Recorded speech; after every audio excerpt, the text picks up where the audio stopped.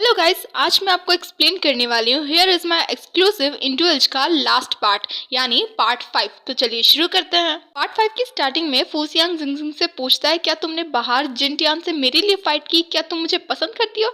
जिस पर जिंगजिंग कहती है कि हाँ, आफ्टर ऑल हम तीनों इतने अच्छे फ्रेंड्स हैं। और चूहे से पूछती है कि अब मैंने बिल्कुल सही कहा ना। बेचारा चूहे अब की बार भी फंस जाता है और उसे कुछ समझ में नहीं आता कि वो क्या रिप्लाई करे। तो वो फूसियांग से पूछता है, मास्टर मिस जिंगजिंग ने बिल्कुल सही बोला ना?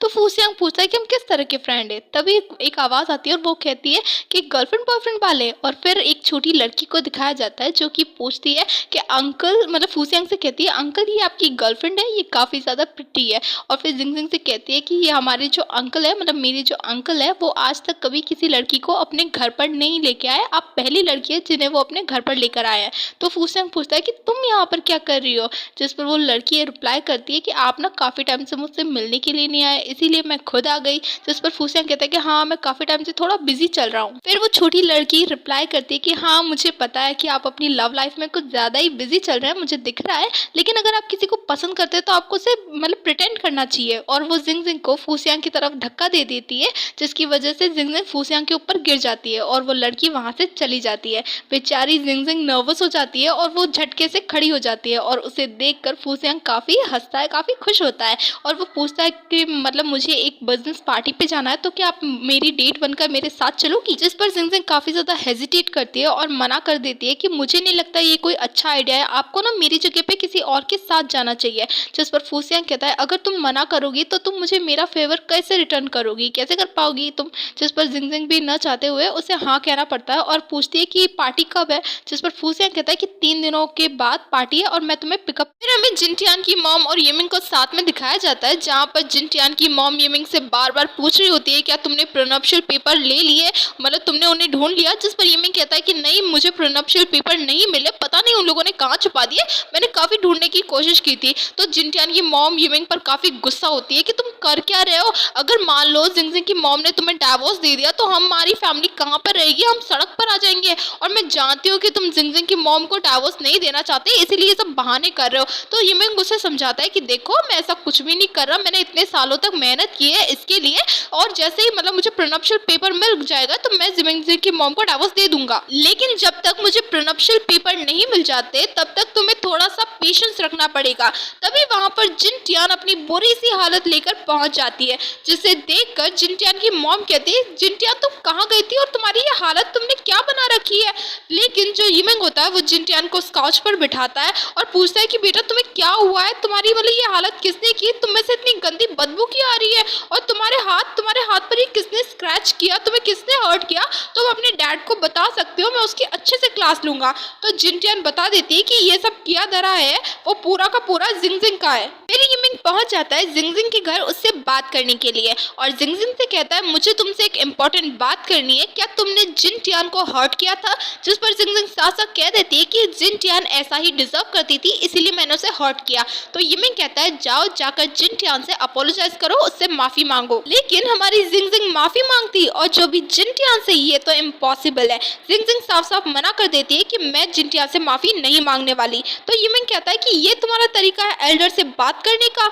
लेकिन तब तो जिंगजिंग को बहुत गुस्सा आता है और वो साफ साफ कहती है कि एल्डर जो भी तुम जैसे, तुम ना मेरी मॉम के बिना कुछ भी नहीं हो, तुम उन पर डिपेंड हो। जिंगजिंग के मुंह से ये सारी सच्चाई सुनकर तो येमिंग को काफी गुस्सा आता है। आफ्टर ऑल यार, सच तो कड़वा ही होता है। तो येमिंग कहता है कि तुमने मुझसे दोबारा इस तरीके से बात की। तभी जो है जिंगजिंग की मॉम वहां पर आ जाती है और येमिंग को जिंगजिंग से दूर करती है। तो येमिंग कहता है, तुम ना अपनी बेटी को बिगाड़ रही हो, इसे कंट्रोल करो। तो ये जिंगजिंग की मॉम कहती है कि मैं जानती हूँ मेरी बेटी किस तरह की है और तुम तो इसे कंट्रोल करने की कोशिश भी मत करो, और तुम्हारे लिए अच्छा यही होगा कि तुम यहाँ से चले जाओ। जिंगजिंग की मॉम येमिंग को साफ साफ डाइवोर्स देने के लिए भी तैयार हो जाती है। येमिंग इन सबसे शॉक हो जाता है कि यार ये सब हुआ तो हुआ कैसे मेरे साथ। लेकिन तभी जिंगजिंग की मॉम येमिंग को डाइवोर्स पेपर भी दे देती है साइन करने के लिए। डाइवोर्स पेपर देखकर तो यिमिंग अपने दोबारा से रंग चेंज कर देता है और कहता है कि तुम ना जरूर मेरे साथ मजाक कर रही हो, तुम ना प्लीज मुझे माफ कर दो, और माफी मांगना स्टार्ट कर देता है कि अब की बार गलती मेरी थी, मुझे माफ कर दो। लेकिन जिंगजिंग की मॉम साफ साफ कह देती है मैं कोई भी मजाक नहीं कर रही हूँ और चुपचाप से इन डाइवोर्स पेपर पर साइन कर दो। तो यिमिंग जिंगजिंग की मॉम को दोबारा कन्विंस करना स्टार्ट कर देता है कि देखो मैं जानता हूँ मैं गलत हूँ, लेकिन अब की बार प्लीज मुझे माफ कर दो। आफ्टर ऑल हमारी 10 साल का रिलेशन है, तो इसके लिए तुम मुझे एक और चांस तो दे ही सकती हो, और मैं जानता हूँ कि तुम जिंगजिंग को सिंगल पेरेंट वाली फैमिली नहीं देना चाहती, तुम एक बार जिंगजिंग के बारे में भी तो सोचो। लेकिन जिंगजिंग की मॉम तो साफ साफ मना कर देती है और कहती है कि चुपचाप यहाँ से चली जाओ, और यिमिंग भी गुस्से से वहाँ से चला जाता है। फिर जिंगजिंग और उसकी मॉम लॉयर से मिलने के लिए एक कैफे में आए होते हैं और जिंगजिंग की मॉम लॉयर से प्रीनuptial पेपर वापस मांगती है, लेकिन वहीं पर एक आदमी मौजूद होता है जिसे यिमिंग ने भेजा था, और वो आदमी उन तीनों पर नजर रखा था और वो ना उन तीनों की पिक्चर्स क्लिक कर रहा था जब वो प्रीनuptial पेपर वापस मांग रहे थे। लेकिन लॉयर जिंगजिंग की मॉम को बताता है कि यिमिंग ने अपनी प्रॉपर्टी को अपने बैंक अकाउंट में ट्रांसफर करना स्टार्ट कर दिया है, तो उसके खिलाफ कुछ करना पड़ेगा। जिंगजिंग कहती है कि हम यिमिंग के खिलाफ एविडेंस कैसे कलेक्ट कर सकते हैं। फिर यिमिंग ने जिस आदमी को जिंगजिंग और उसकी मॉम पे नजर रखने के लिए कहा था, वो आदमी यिमिंग को कुछ फोटोग्राफ्स देता है, और वो फोटोग्राफ्स वो होती है जब लॉयर ने प्रीनuptial पेपर जिंगजिंग की मॉम को दिया था। फिर जिंगजिंग और उसकी मॉम एक रेस्टोरेंट में आए होते हैं ताकि वो कंपनी के मैनेजर मिस्टर जियाओ से मिल सके। तो जिंगजिंग अपनी मॉम से पूछती है कि मॉम आपको लगता है मिस्टर जियाओ हमसे मिलने के लिए आएंगे, जिस पर जिंगजिंग की मॉम कहती है कि मिस्टर जियाओ हमारी फैमिली के काफी पुराने फ्रेंड है और वो काफी लॉयल भी है, वो जरूर आएंगे। जैसे मिस्टर जियाओ आते हैं तो वो कहते हैं आई एम सॉरी, मैं ना ट्रैफिक जैम में फंस गया था, इसीलिए आपको मेरी वजह से जो भी प्रॉब्लम हुई है उसके लिए मैं माफी मांगता हूँ। जिंगजिंग की मॉम कहती है कि आप हमारी फैमिली के काफी पुराने फ्रेंड है, इसीलिए मुझसे आपसे एक फेवर चाहिए, क्या आप मुझ पर एक फेवर कर सकते हैं। जिस पर मिस्टर जियाओ कहते हैं कि आप बस कहिए आपको क्या चाहिए, मैं आपके जरूर मदद करने की कोशिश करूंगा।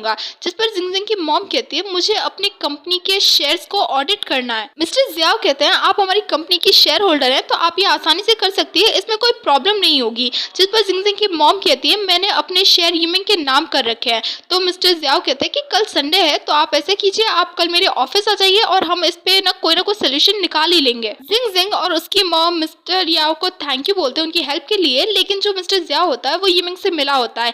यिमिंग मिस्टर जियाओ को कॉल करता है और पूछता है कि क्या हाल चाल है, क्या हो रहा है। तो मिस्टर जियाओ कहते हैं कि आपका अंदाजा बिल्कुल सही निकला, वो मुझसे हेल्प मांगने के लिए आए थे। फिर जिंगजिंग पार्किंग लॉट में होती है और एक बंदा उसका पीछा कर रहा होता है। कहीं ना कहीं हमारी जिंगजिंग को भी अंदाजा हो जाता है कि कोई ना कोई उसका पीछा कर रहा होता है। तो जिंगजिंग वहां से जल्दी निकलने की कोशिश करती है और वो ना काफी ज्यादा डर जाती है, घबरा जाती है, और वो बंदा भी जल्दी जिंगजिंग का पीछा करने लगता है। तो जिंगजिंग जैसे ही पीछे मुड़कर देखती है तो वहां पर कोई नहीं होता, तो जिंगजिंग और भी ज्यादा डर जाती है, वो जल्दी भागने की कोशिश करती है और एक दीवार की से छिप जाती है एक दीवार के पीछे। लेकिन तभी चूहे होता है, वो जिंगजिंग के कंधे पर हाथ रखता है, तो जिंगजिंग उसे मारना ठोकना बजाना शुरू कर देती है। तो चूहे कह रहा होता है कि प्लीज मत रुकिए, ये मैं हूँ, ये चूहे हूँ मैं।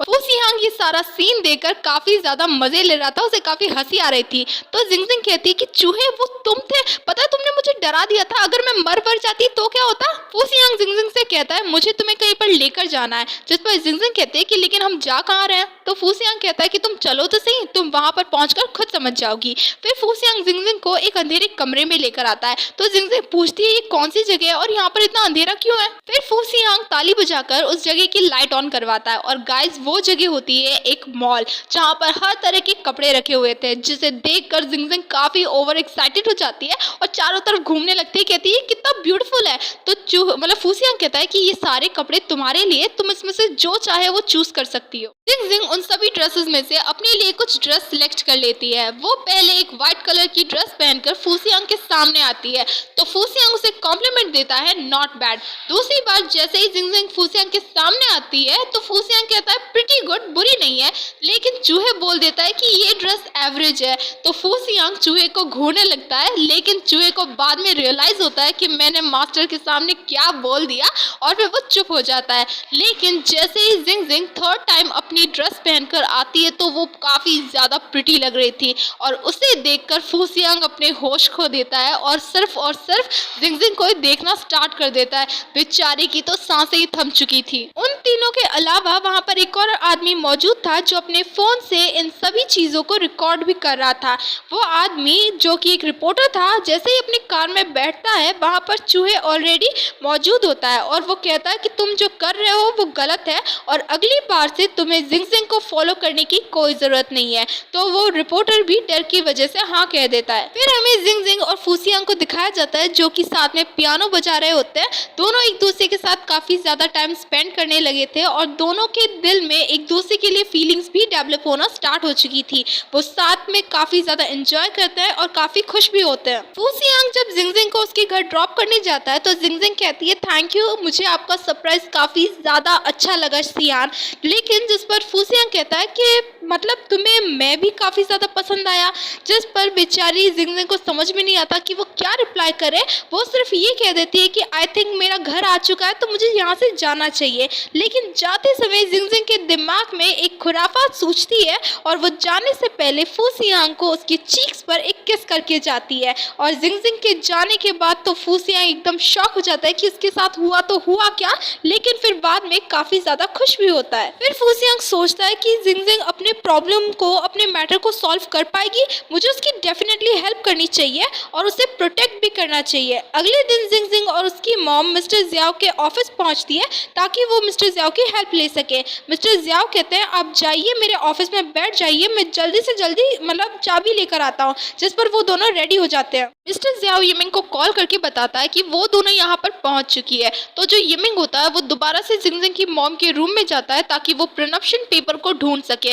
वो पूरा रूम छान मारता है उन पेपर्स को ढूंढने के लिए। तो उसी तरफ जो जिंग जिंग होती है वो अलग परेशान होती है क्योंकि उसे ऐसी फीलिंग आती है जैसे कुछ ना कुछ तो बुरा होने वाला है, लेकिन क्या होने वाला था ये जिंग जिंग को भी पता नहीं था। तभी वहाँ पर मिस्टर जियाओ आता है और कहता है कि आई एम सॉरी लेकिन मैंने अपना कार्ड खो दिया है और उसके बिना मेरा ऑफिस नहीं खुलेगा, पता नहीं मैंने उसे कहाँ रख दिया है और मैं रख कर भूल चुका हूँ। जिस पर जिंग जिंग की मॉम कहती है कि आप मजाक कर रहे हो, मुझे अभी अपने कंपनी के मतलब फंड्स को ऑडिट करना है, अब मैं कैसे कर पाऊंगी। जिस पर मिस्टर जियाओ कहता है मैं जानता हूँ आप काफी ज्यादा जल्दी में है, लेकिन मैं क्या करूँ, मैं उस कार्ड को रखकर भूल गया और मुझे याद नहीं है मैंने कहाँ पर रखा है। और नाटक करने लगता है, अपनी कोट वोट चेक करने लगता है ताकि वो कार्ड मिल जाए और फिर मतलब उसकी पॉकेट से वो कार्ड नीचे गिर जाता है और सीधा हमारी जिंग जिंग उस कार्ड को ले लेती है और कहती है ये वही कार्ड है ना जिसे आप ढूंढ रहे हो। जिस पर मिस्टर जियाओ भी कहता है कि हाँ ये वही कार्ड है। फिर जिंग जिंग कहती है तो फिर चलिए आपके मतलब आपके ऑफिस का डोर ओपन किया जाए। दूसरी तरफ यिमिंग को प्रोनप्शन पेपर मिल जाते हैं और उसे राहत की सांस आती है। जिंग जिंग जाकर उस ऑफिस का लॉक खोल देती है उस कार्ड की मदद से और कहती है कि देखिए डोर तो खुल चुका है, अब हमारा काम हो सकता है ना। लेकिन जिस पर जो मिस्टर जियाओ होता है वो कहते हैं कि मेरे कहने का मतलब ये नहीं था, मेरे कहने का मतलब था कि जो मेरे ऑफिस में जो सेफ है उसकी चाबी खो चुकी है और मेरी मतलब मैं पासवर्ड भूल चुका हूँ। क्या ना मैं काफी ज्यादा बूढ़ा हो चुका हूँ इसीलिए मुझे पासवर्ड याद नहीं है। जिंग जिंग मिस्टर जियाओ से कहती है आप सच में उसका पासवर्ड भूल चुके हैं या फिर भूलने का नाटक कर रहे हैं। जिस पर मिस्टर जियाओ कहता है मैं ऐसा क्यों करूंगा, मैं सच में अपने सेफ का पासवर्ड भूल चुका हूँ। तो जिंग जिंग की मॉम कहती है मिस्टर जियाओ आप काफी रिस्पेक्टेबल पर्सन है, आपका हमें इस तरीके से परेशान करना अच्छा नहीं लगता। तो फिर जो जिंग जिंग होती है वो अपनी मॉम को लेकर वहां से चली जाती है। दूसरी तरफ यिमिंग उन प्रोनप्शन पेपर को फाड़ देता है, पूरी तरीके से डिस्ट्रॉय कर देता है और उसे कबोर्ड में फ्लश भी कर देता है। फिर जाकर जो यिमिंग होता है उसे चैन की सांस आती है, उसे लगता है जैसे उसे हेवन मिल गया हो। मिस्टर जियाओ यिमिंग को कॉल करके पूछता है कि आपको प्रोनप्शन पेपर मिल चुके हैं और मैंने उन दोनों को वापस आपके घर भेज दिया है। जैसे ही जिंग जिंग की मॉम और जिंग जिंग अपने घर पहुंचती है तो वो देखती है कि वहां पर यिमिंग पहले से मौजूद होता है। तो जिंग जिंग की मॉम पूछती है यिमिंग तुम यहाँ पर क्या कर रहे हो। तो जो यिमिंग होता है वो कहता है कि मुझे तुम लोगों से एक इम्पोर्टेंट बात करनी है, तो चलो यहाँ पर बैठो मैं तुमसे वो बात करना चाहता हूँ। यिमिंग जिंग जिंग की मॉम को कहता है चलो हम दोनों मिलकर डाइवोर्स साइन कर लेते हैं। तो फिर जो जिंग जिंग होती है वो अपने बैग में से डाइवोर्स पेपर निकाल कर अपनी मॉम को दे देती है। जो जिंग जिंग की मॉम होती है उन पेपर्स को यिमिंग को देती है ताकि वो साइन कर सकते हैं। यिमिंग बिना किसी बखेड़ा क्रिएट किए उन पेपर्स पर आसानी से साइन कर देता है और कहता है कि तुम अब सेटिस्फाई हो। तो फिर जो जिंग जिंग की मॉम होती है वो प्रोनप्शन पेपर लेने के लिए अपने कमरे में जाने लगती है। जिंग जिंग उन डाइवोर्स पेपर को संभाल कर अपने बैग में रख लेती है। तभी वहाँ पर जिंग जिंग की मॉम प्रोनप्शियल पेपर के डॉक्यूमेंट लेकर पहुंच जाती है और यमिंग से कहती है कि इन प्रोनप्शियल पेपर के अकॉर्डिंग तुम्हारा जितनी भी प्रॉपर्टी है, जितना भी पैसा है, तुम्हें वापस करना होगा और हमारे घर को छोड़कर जाना होगा। तो यमिंग कहता है मैंने एक्सपेक्ट नहीं किया था कि मेरे इतनी सालों की मेहनत के बदले तुम मुझे इस घर को छोड़कर जाने के लिए कहोगी। तो जिंग जिंग कहती है जो तुमने शादी की थी मेरे मॉम के साथ वो एक स्कैम था और जो कुछ भी तुमने मेरे मॉम के साथ किया है उसके बाद तो तुम्हें इस घर से चले जाना चाहिए। जिंग जिंग और उसकी मॉम जब प्रोनप्शियल पेपर के एम्बलप को खोलती है तो उसमें सिर्फ ब्लैंक पेपर्स होते हैं, जिन्हें देखकर वो दोनों शॉक हो जाती है कि यार प्रोनप्शियल पेपर कहाँ गया। तो यमिंग उनसे छीन कर कहता है कि इन ब्लैंक पेपर के बेस पर तुम मुझे इस घर से जाने के लिए कैसे कह सकती हो। जिंग जिंग की मॉम यमिंग से कहती है तुम निहायत ही बेशर्म किस्म के इंसान हो और उससे पूछती है कि प्रोनप्शियल पेपर कहाँ पर रखे हैं। यमिंग इतनी आसानी से तो जिंग जिंग और उसकी मॉम को कुछ बताता नहीं और वो कहता है प्रोनप्शियल पेपर कहाँ है वो तो मैं भी जानना चाहता हूँ, वो उड़ चुके हैं या फिर किसी गटर में बह चुके हैं। और ये सब करके यमिंग काफी खुश हो रहा था,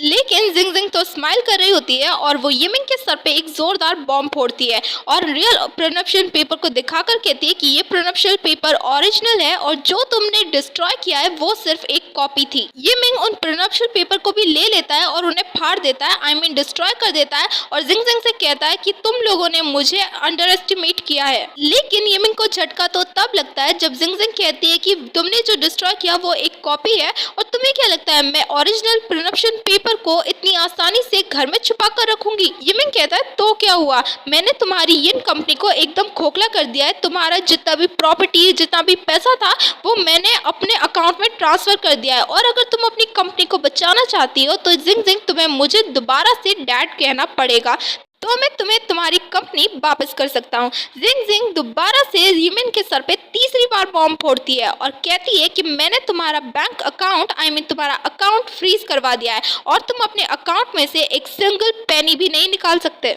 फिर हमें पास्ट का सीन दिखाया जाता है जब मिस्टर जियाओ के ऑफिस से जिंग जिंग और उसकी मॉम जा रही थी तो उन्हें बीच में फूसियांग मिलता है। तो फूसियांग जिंग जिंग की मॉम को हाय हेलो करता है, आफ्टर ऑल वो उनकी होने वाली सास थी। फिर चूहे मिस्टर जियाओ के पास जाता है और उन्हें ओल्ड फॉक्स आई मीन बूढ़ी लोमड़ी कहता है। तो मिस्टर जियाओ फूसियांग से पूछते हैं कि आप यहाँ पर क्या करने आए हैं। तो फूसियांग कहता है कि मैं जिंग जिंग की कंपनी का बोर्ड ऑफ डायरेक्टर का एक मेंबर हूँ और जो चूहे होता है वो बताता है कि हमारे मास्टर उस कंपनी के 20% शेयर होल्डर है, अगर आप चाहें तो इन डॉक्यूमेंट में चेक कर सकते हैं। फूसियांग चाहता था कि जो यमिंग का बैंक अकाउंट है वो मतलब फ्रीज कर दिया जाए। मिस्टर जियाओ को न चाहते हुए भी फूसियांग की बात माननी पड़ती है। फिर हमें प्रेजेंट का सीन दिखाया जाता है जहाँ पर जिंग जिंग यंगमिन से कह रही होती है कि अगर तुमने मेरी मॉम को डाइवोर्स देने में कुछ भी इश्यू किया तो हम तुम्हें कोर्ट में घसीटेंगे और तुम्हारा जो भी मतलब स्कैम किया है तुमने कंपनी में हमारे पास उसका प्रूफ है। यमिंग ये सब सुनकर दोबारा से गिरगिट की तरह अपने रंग बदल देता है और कहता है जिंग जिंग की मॉम से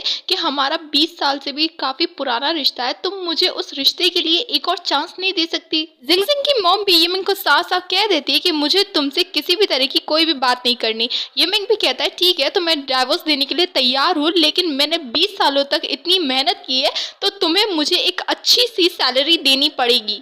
जिंग जिंग की मॉम यमिंग से कहती है मैं नहीं सोचना चाहती कि 20 सालों के अंदर तुमने क्या क्या किया, क्योंकि इन 20 सालों के अंदर तुमने मुझे ही नहीं बल्कि मेरी कंपनी को भी चीट किया है। तुमने जिंग जिंग को यूज किया सिर्फ अपने बेनिफिट के लिए, अपने प्रॉफिट के लिए, और अब तुम ये सारी बातें कर रहे हो। तुम डिजर्व करते हो कि तुम्हें इस घर से निकाल दिया जाए। मिंग जिंग जिंग से उसका बैग छीनने की कोशिश करता है ताकि वो डाइवोर्स पेपर ले सके, लेकिन इसी छीना झपटी में जिंग जिंग का बैग दूर जाकर गिरता है और उससे चूहे उठा लेता है। यमिंग फूसियांग से कहता है मिस्टर फू आप इस टाइम पे यहाँ पर क्या कर रहे हैं। तो फूसियांग कहता है मैं यहाँ पर क्यों नहीं आ सकता जब तुम मेरी होने वाली फियांसी को इस तरीके से ट्रीट कर रहे हो। यमिंग कहता है ये काफी अच्छा है कि हम सब एक फैमिली बनने वाले हैं। तो जिंग जिंग कहती है कौन फैमिली, किसकी बात कर रहे हो तुम। फूसियांग कहता है कि तुमने सुना मेरी फियांसी ने क्या कहा, अब तुम यहाँ से खुद जाओगे या फिर मैं तुम्हें पर्सनली इस घर से बाहर फेंकवाऊं। फूसियांग के कहने के बाद तो यमिंग को वहाँ से जाना ही पड़ता है। इन सब कांड के बाद जिंग जिंग की मॉम फूसियांग को सॉरी बोलती है क्योंकि उसकी फैमिली की वजह से फूसियांग को इतनी सारी परेशानी हुई और थैंक यू भी बोलती है फूसियांग की हेल्प के लिए। तो फूसियांग कहता है आप मुझसे बड़ी है तो आप मुझे फू या फिर सिहान कहकर बुलाइए। फिर तो जिंग जिंग की मॉम की तरफ से फूसियांग और जिंग जिंग के रिलेशनशिप को ग्रीन सिग्नल मिल जाता है। फूसियांग जिंग जिंग की मॉम को थैंक यू बोलता है और जिंग जिंग से कहता है मैंने तुम्हें जिस पार्टी में आने के लिए कहा था वो एक बिजनेस पार्टी नहीं बल्कि हमारी एंगेजमेंट पार्टी है। जिंग जिंग ये सब सुनकर खुश भी होती है और ब्लश भी करने लगती है। अगले दिन जिंग जिंग एंगेजमेंट पार्टी के लिए तैयार हो रही थी। एंगेजमेंट पार्टी क्या, फूसियांग के लिए तैयार हो रही थी। जिंग जिंग की मॉम जिंग जिंग से कहती है तुम्हें नर्वस होने की बिल्कुल भी जरूरत नहीं है और फिर वो जिंग जिंग को बाय कहकर वहां से चली जाती है। तभी जिंग जिंग के मॉम के जाने के बाद चूहे वहां पर आता है और जिंग जिंग से कहता है मास्टर फू अभी तक यहाँ पर नहीं पहुंचे हैं। फिर तो जिंग जिंग को टेंशन होने लग जाती है कि फूसियांग कहाँ रह गया, वो अब तक क्यों नहीं आया, उसे कुछ हुआ तो नहीं, और ये सारे सवाल वो चूहे से कहती है। चूहे कहता है जब मैं मास्टर के साथ यहाँ पर आ रहा था तभी मास्टर को उनके फादर का कॉल आया था और कॉल के बाद वो काफी अनहैप्पी लग रहे थे और काफी ज्यादा परेशान भी थे। तो उसके बाद पता नहीं मास्टर कहाँ पर गायब हो गए। मैंने उन्हें ढूंढने की कोशिश की लेकिन वो नहीं मिले। लेकिन आप टेंशन मत लीजिए, हो सकता है कि वो जल्दी आ जाएंगे और आपके लिए कोई सरप्राइज प्लान कर रहे हो। फिर जिंग जिंग उदास होकर उस एंगेजमेंट पार्टी में आती है तो जिंग जिंग की मॉम उससे पूछती है कि क्या हुआ, तुम इतनी अपसेट क्यों लग रही हो। तो जिंग जिंग अपनी मॉम को बताती है कि फूसियांग अभी तक इस एंगेजमेंट पार्टी में नहीं पहुंचा है। तो जिंग जिंग की मॉम उसे समझाती है कि फूसियांग उन लोगों में से है जो कि अगर कुछ कमिटमेंट कर देते हैं तो उसे पूरी लाइफ टाइम निभाते हैं। तुम फिक्र मत करो, फूसियांग बिल्कुल टाइम पे आ जाएगा। फिर जो जिंग जिंग होती है वो काफी अपसेट होती है और सोच रही होती है आई एम सॉरी फूसियांग कि मैंने हमेशा तुम्हें और तुम्हारी फीलिंग्स को इग्नोर किया, लेकिन मैंने कभी सोचा नहीं था कि मुझे कभी तुमसे प्यार हो जाएगा। तो प्लीज तुम जल्दी से आ जाओ, मैं तुम्हारे साथ एंगेजमेंट करना चाहती हूँ। तभी वहां पर फूसियांग आ जाता है और वो जिंग जिंग को सॉरी बोलता है लेट आने के लिए। और वो सोच रहा होता है कि जिंग जिंग तुमने मुझे कभी भी हर्ट नहीं किया बल्कि तुमने मुझे ठीक किया है। तुम्हारी वजह से मुझे यकीन आया कि मैं अपने पैरों को ठीक कर सकता हूँ और तुमसे मिलने के बाद ही मैंने अपना ट्रीटमेंट स्टार्ट कर दिया था और आज मैं तुम्हारे साथ खड़ा हो सकता हूँ इस मोमेंट पे और तुम्हें हग भी कर सकता हूँ। फिर फूसियांग जिंग जिंग की तरफ अपना हाथ बढ़ाता है और उसे अपने पास बुलाता है। जिंग जिंग फूसियांग को ऐसा देखकर बिल्कुल शॉक थी और खुश भी थी और यहीं पर हमारा स्वीट सा ड्रामा खत्म होता है।